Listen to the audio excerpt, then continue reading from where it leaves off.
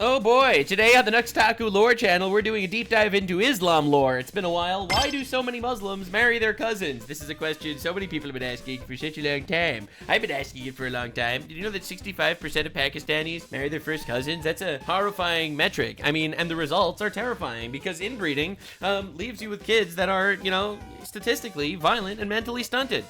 Now, I'm not saying that that's necessarily relevant in this scenario, or whatever. That's for the other channel. Nuxanor is when we get into really hot water. Here, we're just doing a lore dive. Here on the Nux Taku channel, we do one lore dive every single day. Today, a deep dive into the lore of why Muslims marry their cousins. Why do so many Muslims marry their cousins? Yeah. I have to admit that despite being to the Mideast a few times, I really had no idea about this until I recently read a statistic that said 55% of British Pakistanis That's the ones in England. Those are the assimilated ones. marry their first cousins.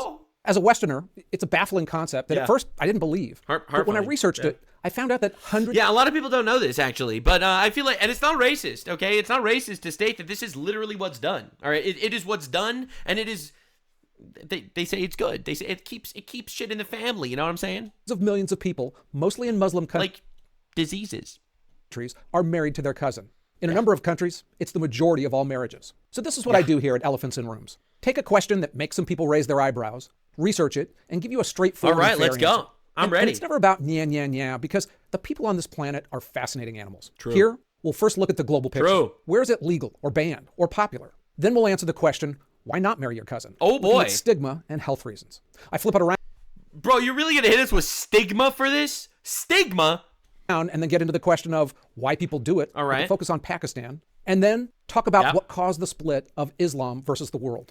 All right, I'm excited. This is going to be a sick deep dive. Whoever recommended this lore dive, I really appreciate it. I pay attention to every single time. I get a lot of requests for specific lore dives, and I do my best. I compile them. I have like a whole list of requests, and this was high up there, so.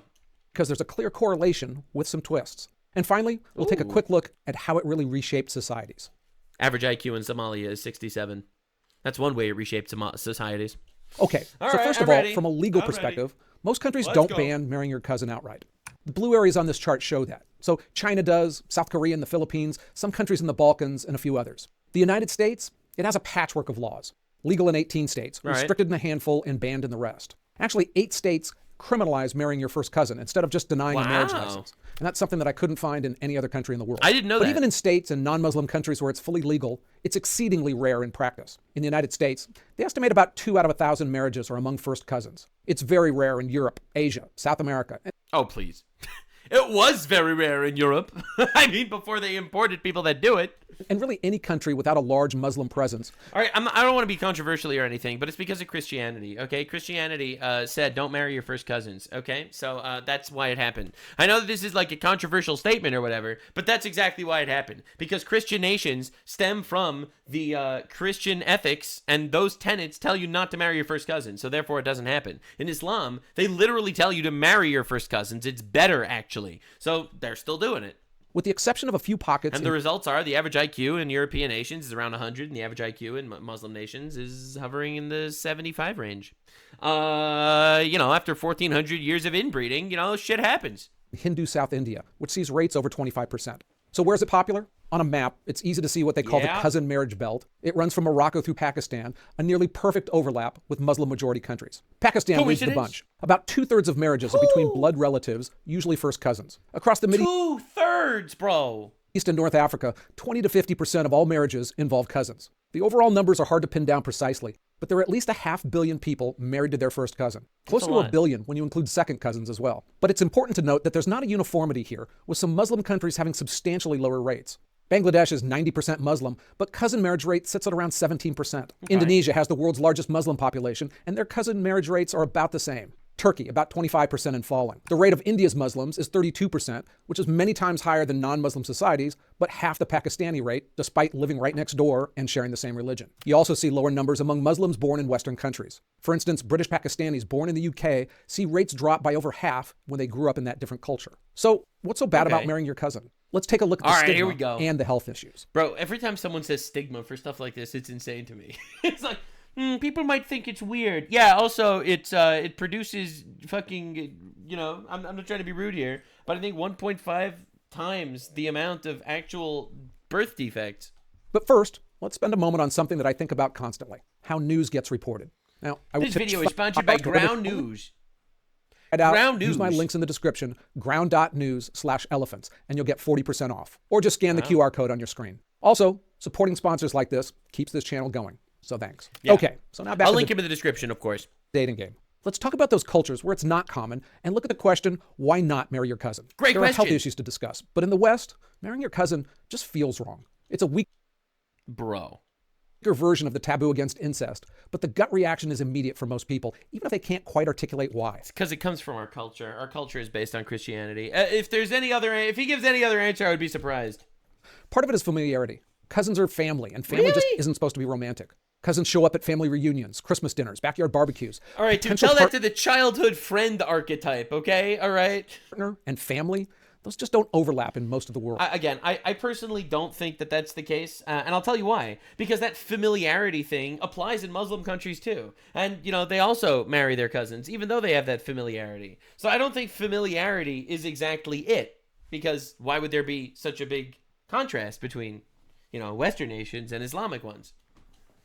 Western individualism also emphasizes the whole concept of building a life with someone you choose. That's the opposite of someone your family tree gave you. And then there's I mean, what if you choose your cousin? No, I don't believe in the stigma thing. I don't think that's it as much. Class dimension too. I think it's cultural. Cousin marriage seems backwards and uneducated in Western cultures. The hillbilly or the yeah, because it produces retards. So yeah, it seems backwards. Stereotypes. They have a real social stigma. Yikes. The bottom line is that our culture has spent 1,500 years conditioning us to see marrying your cousin as wrong. So even without understanding the history... I am shocked that he's not mentioning the elephant in the room. I mean, his channel's name is literally Elephants in Rooms. The elephant in the room is that the church said not to do it. And that Western civilization is based on Christian values. The science, we've internalized the taboo. It's written into our cultural DNA. But there are also real health reasons behind that instinct. Birth defects double in first cousin marriages from roughly 2 to 3% to 4 to 6%. Yeah. That means the vast majority of children are born healthy, but the ones who aren't, they're often severely damaged. And while single generation cousin marriage carries a moderate risk, when it what if it happens every generation for 1,400 years? Repeats across generations, the danger multiplies. If your parents were cousins and you marry your cousins, rare genetic diseases can jump 10 to 20 times higher than the general population. Imagine what happens after 1,400 years of doing that. Recessive genes that might stay hidden for generations, they show themselves when the same limited gene pool keeps intermarrying. Infant mortality overall is higher, and there's a spike in conditions like congenital heart defects, neural tube defects, intellectual problems. The city of Bradford, England, shows... I'm surprised that he's not mentioning that it also increases violent tendencies. The effect in stark numbers. British Pakistani children comprise 3% of births overall, but 30% of children born with genetic disorders. Bro, they got to stop marrying their cousins, man. Again, most families are fine, but a minority, they can face devastating outcomes. So here's some context to think about. But the minority is millions, and it's also every generation. Every generation, the chances increase. Because it gives this whole issue a little bit more nuance. Smoking during pregnancy, that shows a considerably higher correlation with birth defects than marrying your first cousin. Alcohol use, that's even worse. Now, those things carry a social stigma in most parts of society, but government surveys in the United States show almost 5% of expecting mothers smoke during their pregnancy. I'm shocked. I am in shock it's that high. And 14% reported drinking. Oh with a third of those reporting binge drinking. Or you can look at children born to women over the age of 40. They face similar risks, but nobody's talking about banning that. So the health reasons against having children with your cousin are real. But the reaction against the practice, it goes deeper than just health statistics. Okay, so now let's flip the question and look at the reasons why people do it. I cannot believe you didn't mention the fact that the church outlawed it. I'm literally shocked. I feel like that's probably the fundamental reason. It's because our entire value system is based on Christian ethics, and the church banned cousin marriage. I'm shocked that he didn't bring that up. Hundreds of millions of people don't marry their first cousin without rational reasons to do so. And what I discovered is that it's not really their religion leading them to it, but cultural factors that support their economic and social structures. And some of it offers advantages for brides and their husbands. I mentioned Pakistan's high rates, so let's focus on that as a case I think one of the big thing is like inheritance, right? They want here we got grandpa. Grandpa wants his inheritance to stay in the family, so he just gets his 2 grandchildren to marry each other, so that when he dies, his money goes to them, and it doesn't go to some in-law that he doesn't like. I know that sounds petty, but that's I think a very legitimate reason given. I don't think it's good enough. I don't think it's a good enough excuse, to warrant the health risks and the IQ drop and shit like that. But, Its social structure is often described as intensive kinship. Families and extended clans make up the core of social life and support systems, especially in rural areas. Your relatives are your bankers, business partners, and safety net. Marrying within the family strengthens those ties. And a cousin marriage, it's not just seen as a union of two people. My cousin is so good at accounting, I just had to marry her. What? What am I listening to? It's essentially a contract between two branches of the same family. Clan strength, that depends on size, cohesion, and concentrated wealth. Marry outside the clan and you fragment those. You're now doing favors for your wife's relatives instead of building your own power. Exactly. Pakistan. Exactly. If you're gonna marry a nagging bitch that makes that she makes you take care of her family is your family. Oh my God, I'm dying. Oh my God, that's crazy. She'll be like, "Can you please help my cousin?" But her cousin is your brother. Ah! I know, I'm laughing, I'm joking around, but this is terrifying. Pakistan is a heavily agrarian society, and for farmers, land is everything. And Pakistani inheritance law divides the land among all sons. There it is. There it is. 10-acre farm split 4 ways might become 4 barely sustainable plots. But marry your cousin, those plots recombine in the next generation and automatically solve that fragmentation problem. A bride's dowry price. But do you understand how fucking terrifying this is? You know how marriage is like supposed to be about love, I would think? I know it's cringe. I know I'm cringe. I'm a romantic. But like, I would think that marriage should be about love. And here it's like, all right, listen, my grandpa's going to die and I want his sheep. and therefore going to marry my cousin so that your portion of sheep come to me. Also runs about half the cost when you marry a cousin versus an outsider. And then the money stays in the extended family's pocket instead of going to strangers. Dude. All of this helps middle-class families What do you mean strangers? They're your extended family because you marry them. That way. Wealthy families, they marry cousins to keep fortunes consolidated. For example, the Sharif family, Pakistan's political dynasty, they practice cousin marriage for generations, keeping their business and their political empire tightly controlled. And poor families, some marry cousins because they literally can't afford the bride price for outsiders. So the system works at every economic... My cousin, I can buy my cousin for 1 donkey. Most women these days go for at least a camel and a half. I can buy one for a donkey. ...level, just for different reasons. There are also a number of advantages that families say they see in cousin marriages, especially for their daughters. One is that it keeps the family closer together geographically. That's a young true. woman isn't marrying someone far away where you might only see her on holidays. She stays nearby. Another is familiar. I mean, you can marry someone like from the town, I would think, right? Doesn't need to literally be your cousin. The couple and families know each other and share similar values. The concept of we know the boy and his family because they're our relatives, that's more comforting than bringing in a stranger where everything's unknown. I mean, not everything's unknown. I mean, it's someone from the town. Everyone kind of knows each other in their same town. You know, you ask people about other people in the town. Maybe you don't know them as well, but like at least they're our cousins. You know what I'm saying? Look, man, maybe I'm the weird one that I think cousin marriage is fucked up and produces retards. Most importantly. There's also an implicit trust that a cousin might be less likely to mistreat his wife since he true, brings shame on the entire family, and that the family could intervene if a problem arises. Now, that might have an element of truth to it. That's true. They married their daughter off because if the daughter gets abused, the daughter tattletales to the dad, and the dad is the uncle of the husband. Oh my God. So I'm just thinking about how fucked up this is, dude. But when I try to look into the domestic violence data, I really couldn't find any real reason to believe that cousin marriage is overall protective. Oh my God, it doesn't even work. It doesn't even work. Because sometimes nearby. I mean, also, it's not a fair example exactly because, like, in Islamic countries, like, under Sharia law, you beat your wife if she's not submissive. All right, I'm not incentivizing this or advocating for it, but it is a fact. It can really mean trapped. And if disputes arise between the family, that doesn't necessarily mean that they prioritize a wife's safety. Honor killings in Pakistan, they're a thing, and they're most commonly committed by a woman's husband or her brother. It's hard. Sometimes they have honor killings in England now. They imported these guys, and they have honor killings in England, where like a woman, like they ended up finding this girl who took her hijab off in public, and her brothers murdered her and threw her into the river. Like, there's some crazy shit, man. Impossible to really look at a discrete element of a society and say, how does that affect things overall? Another factor that perpetuates cousin marriage is extreme gender segregation.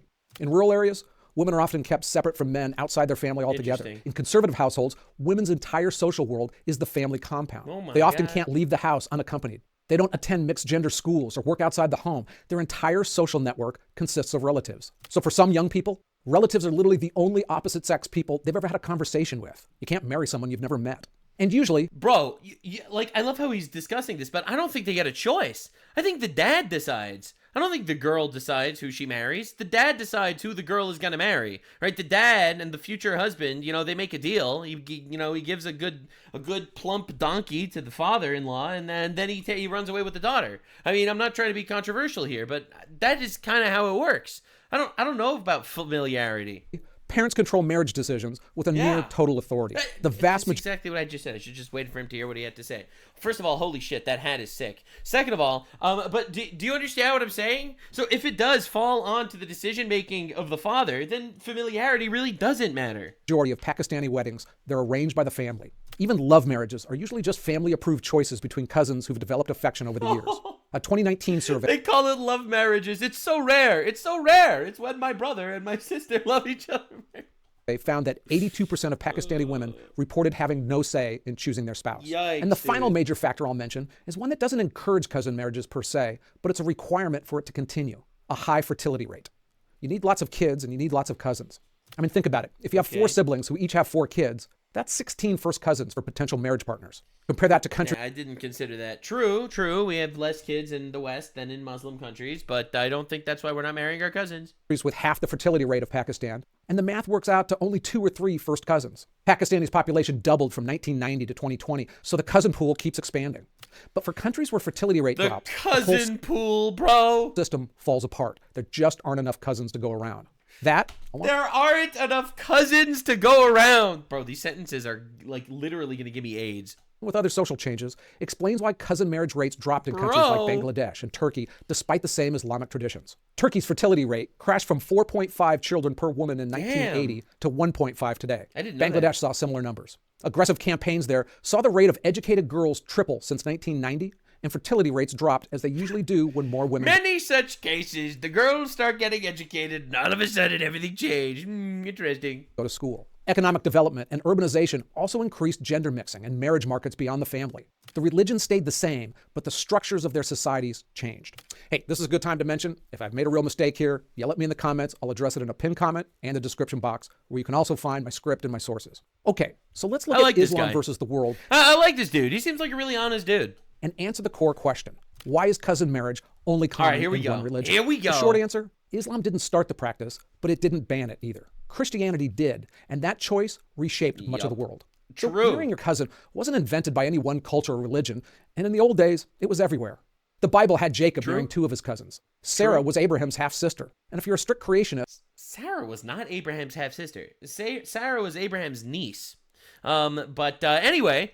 Adam and Eve's kids didn't have many options for populating the planet. Also true. However, I'm pretty sure their genes were more pure than after, a couple thousand years of inbreeding. All right. If you want to actually look at the Bible, Adam and Eve, they were made in the image of God. They were the most perfect people out there. All right. As far as people go, at least, until Messiah shows up. But the point that I'm trying to make is they were made in the image of God. I'm sure that they were not carrying genetic diseases, and I'm sure that their children did not carry genetic diseases either. It must have happened much, much later. Even if you want to go in the hardcore Bible lore, take everything as literally as possible, that doesn't mean that now, in the year 2026, all right, we need to start marrying or keep marrying our cousins because they did that in the times of the Bible, when now we have a lot more choices. In ancient Egypt, nobility routinely married cousins as a safer alternative to sibling marriage. Even pharaohs recognized sibling marriage carried visible dangers to the health of children. Yeah, by the way, the Bible bans sibling marriage. Sibling marriage is banned in the Bible. Literally, in the Old Testament, it says it directly. Pharaohs often did it anyway to preserve their bloodlines, but the commoners didn't. Old school Targaryens. And cousin marriage became a respectable version of that. Pre-Islamic Arabia made cousin marriage standard practice for centuries before Muhammad. Greek and Roman families did it. Jewish communities did so under Mosaic law. Then, in medieval times, the religion split, with Islam staying the same. The Quran explicitly permits cousin marriage when it lists who you can't marry. Mothers, daughters, sisters, aunts, nieces. Cousins aren't mentioned. And in Islam... Yeah, it's just like in the Bible. In the Bible, it's also exactly like that. In the Old Testament, it lists all those people that you can't marry. Islamic law, what's not forbidden is allowed.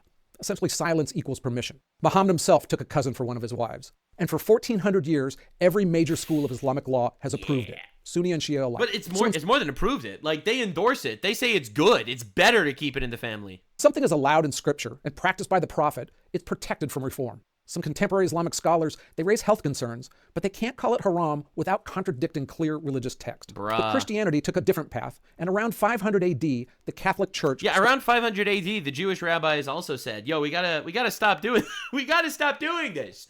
Yeah, it's interesting that it was around the same time. I wonder if they were influenced by the church. Started restricting it. Pope Gelasius initially banned marriages to third cousins, and over years, the rules kept tightening. 500 years later, it reached sixth cousins. People who share great-great-great-great-great-grandparents, basically everyone in a medieval village. The church required a detailed genealogical investigation before any marriage, and you had to prove that you weren't related going back 6 generations. In a world where most people never traveled... I didn't know about that. That's crazy. I thought it was only first cousins. More than 20 miles from their home, that eliminated most potential spouses. As the Protestant Reformation came along, they didn't reverse this practice, and the restrictions survived the split. So why did the church do it? St. Augustine argued in the 5th century that marrying outside kin groups should bind social life more effectively. He noted cousin marriage wasn't forbidden by divine law, but that people shrank from it because it felt too close to incest. That natural human revulsion to incest, visible across every culture, extended in Christianity's thinking to cousins. Now, some historians, like Jack Goody, argue a darker theory, that the church was really motivated by money. Weakening lineages increased the odds that property would go to the church when families died without heirs. Oh, dude. Now, it's easy in life to always say, you're doing that for self-serving reasons. Yeah. But it's hard to figure out the truth. But ultimately, the decision was objectively good, though. Like, you could argue that, oh, yeah, they really benefited a lot by the fact that they saved their culture. Yeah, but they saved their culture. Sometimes. In this instance, there's really little evidence to really believe that medieval clergy were cynical schemers. Yeah. But the policy did bring political and economic changes. Breaking kinship structures, it weakened power bases that rivaled the church authority. And by 1200, the church owned over a quarter of Europe's land that could be cultivated, much of it through these inheritance patterns. Yep. Still, the church eventually rolled the prohibition back, which could argue against a pure land grab, and by the 1200s, it settled on first cousins. Yeah. Victorian England still had that's what I thought. I didn't realize they started off spreading it to sixth cousins. I had no idea about that. That's pretty cool. Some instances of it in the upper classes, but by the 1900s, the practice was generally under 1% in Western countries. So what about non-Christian, non-Muslim countries? China's path on cousin marriage, it was a bit messy, with different dynasties having different rules. The practice never had religious protection, though, so when the Communist Party banned it in 1980, it was really just a public health decision.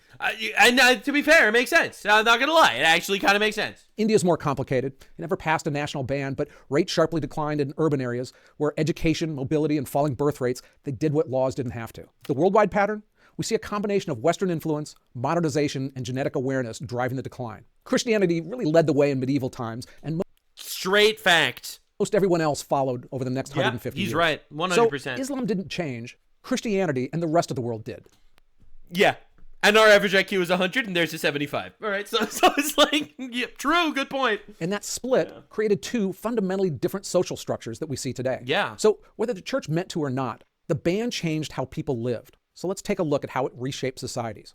Primarily, it forced Europeans to build economic and social relationships outside of kinship networks. Okay. You couldn't keep a family business going for generations by marrying cousins. Instead, you had to create partnerships and contracts with non-relatives. Okay. That pushed the development of That's pretty institutions cool. like guilds and corporations, and banks that would lend to strangers. Middle Eastern societies, they kept their family-based trust networks. European marriage patterns created smaller nuclear families instead of large clans. So inheritance split across smaller family lines, not staying with the big extended families. Property had to be managed more actively. It couldn't just sit in a large family's hands for centuries.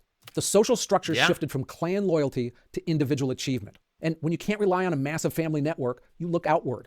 Professional associations, trade groups, political parties built on ideas, not bloodlines. By the 1800s, Western Europe had evolved into different economic structures. Now, obviously, there were a lot of factors, but it's a deeper structural difference. I have to say, I like the idea that every single person has a shot to actually become successful on their own, and it's not just what clan or bloodline you're born into. Like, you look back into England, like royalty, even just the lords, the lords and the dukes and stuff, just from like the 1900s, the early 1900s and late 1800s. These guys had these mansions with footmen running around, serving them, waiting for them. It was their biggest honor in the world to be able to become a butler to one of these houses and families, and it would just pass down through the generations until eventually it collapsed when individualism actually started up. Now, I'm sure that there's something nice about the history of all that, but I find it kind of yucky. I love the idea that you could actually succeed yourself, and it's not just purely relying on the fact that, well, I married my cousin, my parents married their cousins, and their parents married their cousins.